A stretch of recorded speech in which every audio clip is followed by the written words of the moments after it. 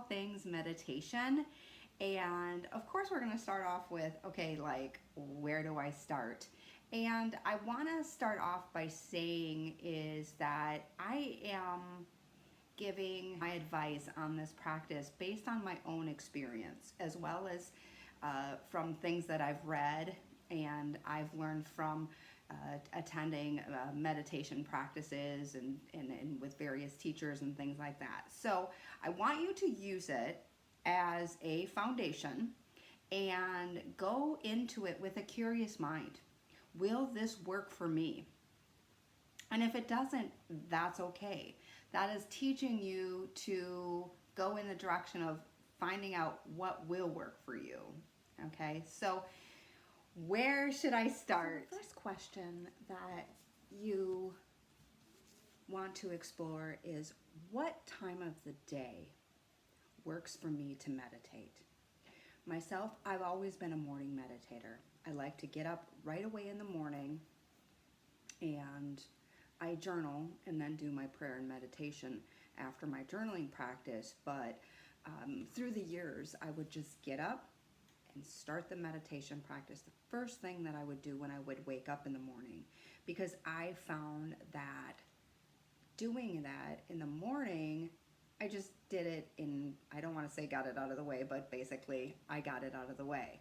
Because in the evening, we are more likely, we're tired, we just want to go to bed, or we want to read, or we want to watch TV, or whatever it may be. Another thing about doing it in the morning is they say that the energy and the vibration of the world is just really at peace. It's quiet. A new day is starting. So there's a little bit more, I don't want to say more, but to me there's a sacredness in meditating in the morning. You could also choose doing it over your lunch hour every day. But the thing that I'm getting at is first of all, try different times and see what works for you. You can even change it up if you want to. You don't have to just do it in the morning or just in the evening. That's the beauty of this practice, is that you are going to step out and find what works for you. So try it out in the morning. And if you don't, if it just doesn't resonate, just doesn't sit right with you, try it in the evening. And then if that doesn't work, try it in the middle of the day. So, but the key is you want to commit to doing this practice every single day, or at least 5 days of the week. Because the more consistent you are, I don't want to say the effects of it will show up, but basically you will start feeling the effects of having a consistent meditation practice. So first of all, commit to a time of day that you would like to dedicate to your meditation practice. So you have picked out a time that you want to meditate. The next thing that you want to do is find a space where you want to practice. And so for many years I was single. So for me, I would just wake up in the morning and I'd go out on my couch and I would meditate on my couch. So like, here's my couch now, and that's where I do my journaling practice in the morning.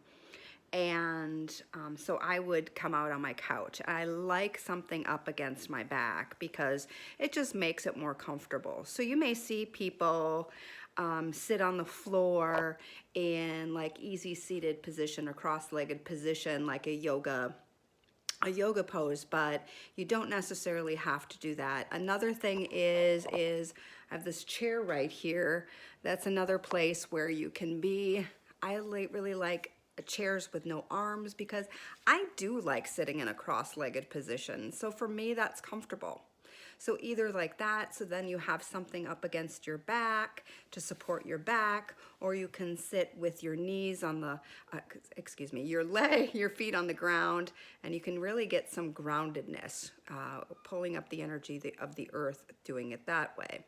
So now that I'm married and I have an amazing partner, I actually have an area set up in my extra bedroom that I actually use for my meditation practice. And I'm going to show you where that is right here. So for me, this is a sacred space. In here, I do my prayers, I do my meditation, I do my Reiki. So it already has this like calming energy. And you will get conditioned to go into a more relaxed, receptive state of being once you start dedicating a space for meditation. Now, it doesn't have to be on the couch or if you don't really have a bedroom, but maybe you need some privacy because you have kids or a husband or that sort of thing. You could actually like set up a space like in a little corner of a closet. So I've heard of people doing that too.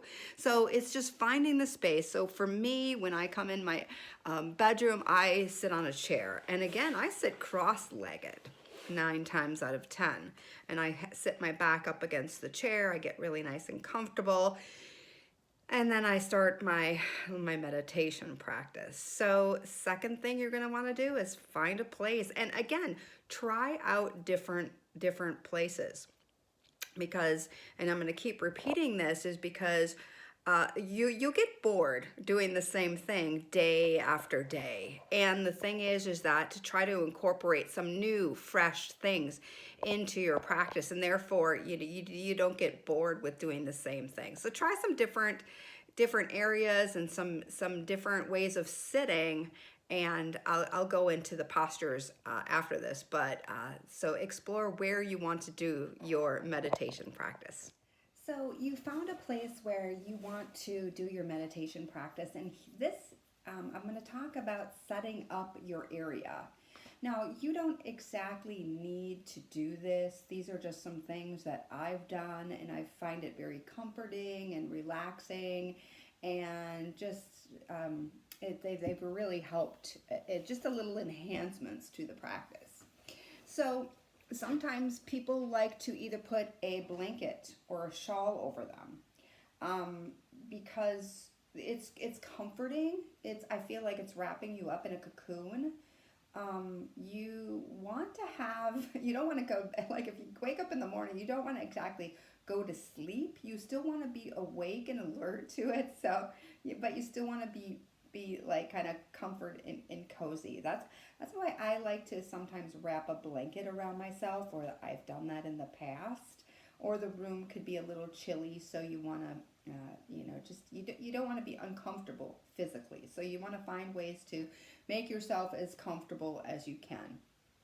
One of the things, I used to do a lot of candle meditation, so I'd light a candle and just meditate on the flame of the candle.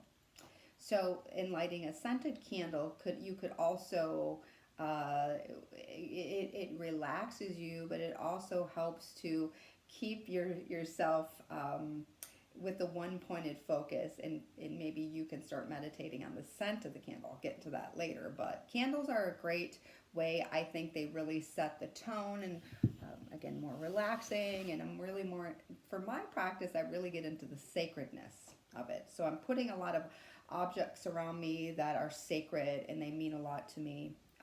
I do angels, or I have an angel wing little guy here that I use. I have a angel statue. I've had Mary statues. I've had pictures of Jesus. So I just like these kind of things around me when I meditate. Sometimes I have beads, sometimes I have my rosary, so I've done that with me as well. So find objects that you want to bring into your meditation practice. And again, you do not have to do this. This is just what I've done and what I like to do in my meditation practice. So it's meditation, but for me it's like a sacred, as well as bringing in prayer, in that practice of prayer and spirituality in it as well. But it doesn't have to be that. That's just what I like to share with you. Another thing that I really like to do is use an essential oil, because like lavender, that helps to relax you, or there's different oils that will help ground you in your practice, or make you help with more imagination in your meditation practice. It can also be, you can meditate on the scent of the essential oil. So that's another reason why you could bring an essential oil into the practice. So that is just another thing. A lot of times I'll have a piece of paper and a pen with me because you can get divine messages, or you can get really awesome imaginative ideas, and you could write them down. So we don't have to be still for this whole practice. I just want to let you know that there are forms of meditation where you have to be totally still. You can't move your body, da da da da da. But I don't practice that. But we'll talk about that later. So it's just setting yourself up in that way. So that's what's really cool about setting yourself up in an area or a room, because then you can set all the objects down, but you do not need to have any of this stuff. You can just go sit on your couch in the morning and maybe light a candle if you want to, or not, and then just start the meditation practice. Another thing to do is, when I first meditated, I like to have some kind of soothing music going on, because again, the mind is going to be, at first, is going to be searching for something to, I call it, latch on to. So having some nice melodic, relaxing music is another great thing to search out. And you can go through, what I do is a lot of times I just would play it on YouTube and figure out, or I used to have Pandora and used to listen to that quite a bit. So I would just look for some meditation music on that. If you want to, a lot of these like YouTube and whatnot and Pandora will have commercials. So I would download some nice instrumental, some harp music, maybe some ocean music, not ocean music, but the ocean, some nature, rain, thunderstorms, anything that was soothing and relaxing to the mind. So cue up some music. And then finally, because usually when you're first starting out, you can't just sit there and just be like meditating. I 9 times out of 10, I direct somebody to search out a guided meditation, because again, this is guiding the mind, then your mind's not going like around. I would actually read a meditation into my voice notes on my phone, so I was recording myself. A lot of times I would do a thing, I'd have an old boombox or something. I would play some music on that, and then I would read off a meditation script. So I was making up my own meditations, and then I would just play them back. A lot of times they were working with the breath or working with the body. So I was looking for, that was way before there was like, Calm or any of these apps that we can so easily assess nowadays to help bring us through our meditation practice. So find some music or a guided meditation that will help get you through the meditation practice. Research studies show that it takes just a minimum of 8 minutes of a consistent meditation practice to really start reaping the benefits.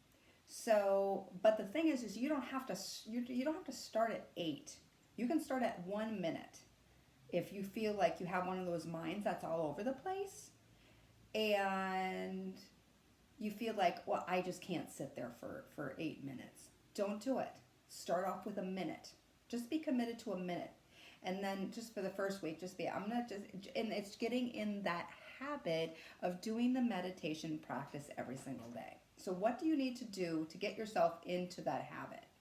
Commit yourself, find the area, just have fun with exploring, how you want it to look, set it up, commit to the time, and then commit to the time of the day, then commit to the length of time. So a minute, 2 minutes, maybe it's 3-4 minutes, whatever you want it to be. Maybe you find a guided meditation that's 5 minutes. That's great. Just do that time period every single day for 1 week. And then the next week you can increase it by a minute. That's all you need to do. And just keep playing with that. Maybe even sit there and go, okay, how long can I go before I really realize, that it's, I'm driving myself crazy. I just can't take it anymore. So just commit to the time, a minute, 3 minutes, maybe it's 8 minutes right from the start. And then you can, if you want to, you can go longer. Don't get intimidated by people that say that they meditate for an hour or 2 hours, because you don't really need that length of time to really get any benefits out of this practice. So you may be wondering, either, like, how should I sit? What is the best way to sit? Do I sit up straight? Do I lay down? Do I sit cross legs? Do I stand up? Do I do a headstand?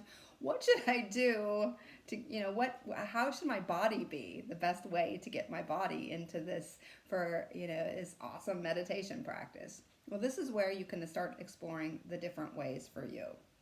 And so I like this position here on my chair. I'm sitting cross-legged actually, and my back is sitting up against the chair. So it's giving me support in all these different ways. Now you can sit with your hands flat down or palms down on your knees. And doing that is a more grounding position with the palms facing down. You can actually put the palms facing up. So that is a more receptive. So you're more open to receiving. You can put your hands on your chest. You can sit in prayer position if that feels right for you. One of the popular ways is when they, in Buddhist traditions, is sitting with your hands, with the right hand over the left, with thumbs touching. This is actually a mudra, and it feels more comfortable. And it's not up here, it's like sitting it down in your lap. Another thing you can do is this mudra, and you can either do that with the palms down, so you're touching the thumb and the pointer finger. And here you can sit like this and resting on the knees, or you can sit like this with the palms down. And I'll demonstrate these once again when I'm sitting on the floor. So I'll show you some other positions there. So you can do exactly all of this in sitting on your couch versus the chair. And you don't have to sit cross-legged if that doesn't feel comfortable. You can sit with both feet flat on the floor. And we always get directed to sit up straight with our spines up tall, because that line of energy goes from your pelvic area up through the top of the head and that back down again. So it makes it a more straight line for the energy to be drawn up and down. Okay?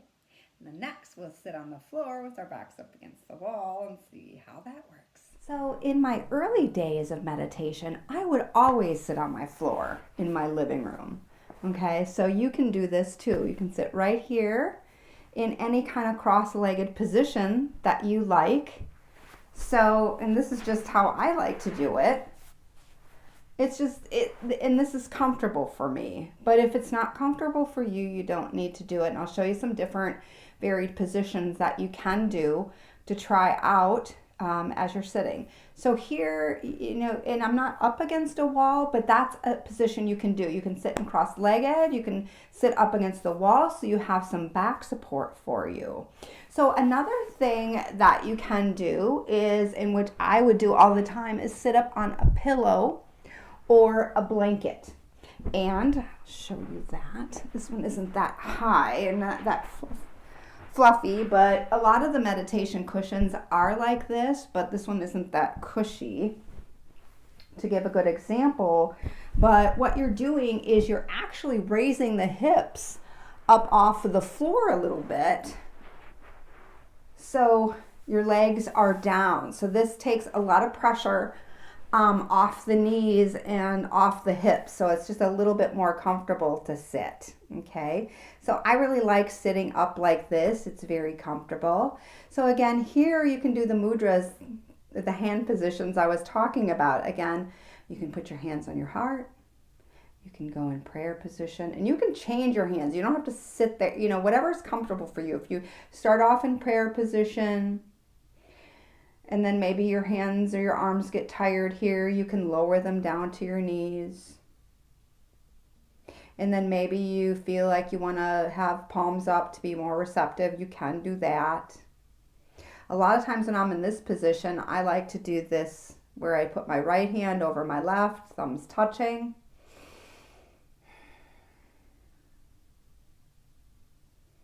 You can actually do this mudra where the thumb and the pointer finger touch. And again, I like doing this too. It's like an energy connection. There's a lot of energy work done around mudras. And you can sit like this or like this.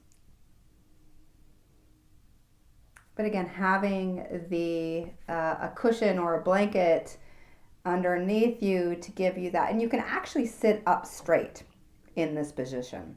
Now, you may say, like, can I lay down? Of course you can lay down. The thing is that you don't want to fall asleep. So there's more of a chance that you will fall asleep if you're laying down. But please, if that position is right for you, lay down. It might be you're just that much more comfortable. You can actually do some different yoga poses in while doing a meditation practice. So you can put your legs up the wall. You can sit in Shavasana. That's laying down where you just, your arms are out to the side, your legs are just relaxed, and you're just lying there. You can also put a bolster under your knees or a blanket under your knees to take some pressure off your knees or your hips. That way, while you're laying down too. So there's a lot of different ways. There's no one right way to or position to get into. These are just some different positions that you can explore as you are doing your meditation practice. And again, I started off sitting on the floor, lighting a candle, and then doing my meditation practice. So I would always I always was sitting on the floor. And then I just started evolving to my couch. And it's really had to do with where I lived at the time. And now that I have I'm married and I have my husband, I like to have my own little meditation Reiki room. So that's where I go and I sit in a chair. So over the course of the next couple of days, what I want you to do is get all set for your meditation practice. And each Friday, I am going to be putting out a video of a different practice, or maybe the same practice, but going a little bit deeper. So I like to tell people, and I guide them on if someone said to me, how should I meditate? Because I get a lot of questions on how to meditate or what to do in a meditation practice, or I'm trying to meditate, but it's just not working. I like to tell people that, first of all, it is working. It takes a little bit in a lot of different practices, I feel, to really start to be more balanced, happier, less stressed out. So a lot of people turn to meditation as a way to start to maybe balance out their lives or balance out their feelings, or they're dealing with grief, or they're dealing with stress, tension, anxiety, all these different things. And they turn to a meditation practice as a way to alleviate that. Now, I believe that a meditation practice does help with those areas, but I also believe that it is a layering of a bunch of different practices that really produce the most benefit. But we're just, for the sake of everything, we're just going to talk about a meditation practice. So I don't want you to try these practices out and think, oh my gosh, they're not working. I'm still stressed out. I still have a lot of anxiety. I'm still crying every night. I'm still depressed. Because that's the beauty of this practice. It's going to give you I call a refuge or a safe harbor for you to come to, where you can sit with those emotions and those feelings. Because those emotions and those feelings aren't going to stop or go away. But your meditation practice is going to be a place where you can actually bring those feelings and emotions in, so that you can examine them with curiosity. And as soon as you start to be okay with those feelings, then they'll go away. I told somebody, it's like magic. They go away. And it's just like the ruminating thoughts of beating yourself up, or the negative self-talk, or the constant sadness, or it's like you're stabbing yourself in the gut over and over again, or you have this built up anger, or whatever it is. A meditation practice is a place for you to sit there and be with yourself. And a lot of times we don't like to do that. But the power of this practice is it's giving you something to sit and safely examine those feelings. And as you practice that, you'll understand and know that better and better. So the first place that I like to tell people to go to is to meditate on the breath.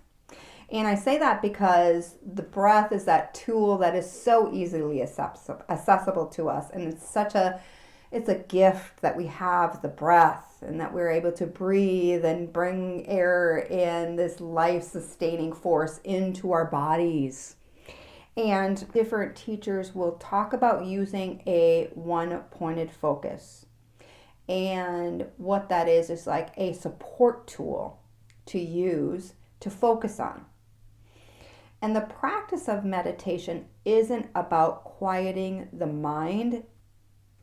You become aware of when you lost that focus on that support tool. So, for example, you are sitting in meditation and you're focused on the breath and it's coming in and out of your body, and everything is about the breath and where it is in the body, where you feel it in the body. You can feel it coming in out of your nose and you're so focused on that, and that's all you're focusing on, and all of a sudden your mind starts to trail. And this is normal. This is so normal because our minds are so they are conditioned right now to go in all different kinds of directions. But then all of a sudden you're thinking oh, I wonder what I should make for dinner tonight. Oh, I wonder what Sally was meaning when she said that, oh boy, your hair looks like a mess today. Or I wonder how my granddaughter's doing. Or, geez, I wonder if it's time to get a manicure or pedicure. And boy, it would sure be nice if, your mind starts wandering. And then, this is where people think, oh my God, I just can't do that.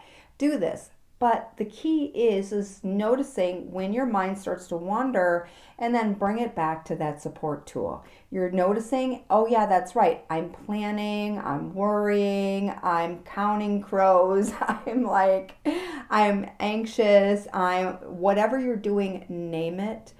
And then you come back to the breath again. So that's what we're going to focus on in this very first meditation practice that I have going on for this Friday, is that we will go over a guided meditation with the breath. We'll use the breath as a support tool, and then we're just going to notice when we start to wander off focusing on the breath, and then we're going to gently come back. We're going to be kind to ourselves and bring ourselves back to that place, that one point of focus, that breath, back to the inhale and exhale of the breath in and out of our bodies. We're gonna and just be. It's gonna be in it, and that's the practice in and of itself. And what we're doing is we're doing it in a formal seated practice, okay. And what that's doing is helping us when we're not seated, when we're out living our lives in the real world, out in the wild, and all of a sudden we're doing something and something else comes at us, and all of a sudden we're stressed out. Then we can sit there and go, okay, I'm stressed out. We can start to talk ourselves off that ledge and then bring ourselves back to center again. So the seated formal practice is giving us that conditioning, that practice, so when we're off our meditation cushion, that we're not so easily rattled, because anxiety and stress and whatever else is out there overtakes us and puts us down a lane of that story, that narrative, that blah, blah, blah, that mind chatter, that going down here and, oh my gosh, this is the worst thing, and now what? And you're just totally sidetracked. This can help you go, oh yeah, okay, blah, blah, it happened. This is what's going on. I'm done with it. I need to come back to this. And that is the essence of the practice. is being aware of where your thoughts are and bringing yourself back to the breath. So stay tuned. Come on back on Friday and we'll talk all things meditation with the breath. And we're not going to talk, we're going to actually just do the practice. So this is the theory part of it right here, right now, about Friday, about coming into the breath. Namaste, and I'll see you then.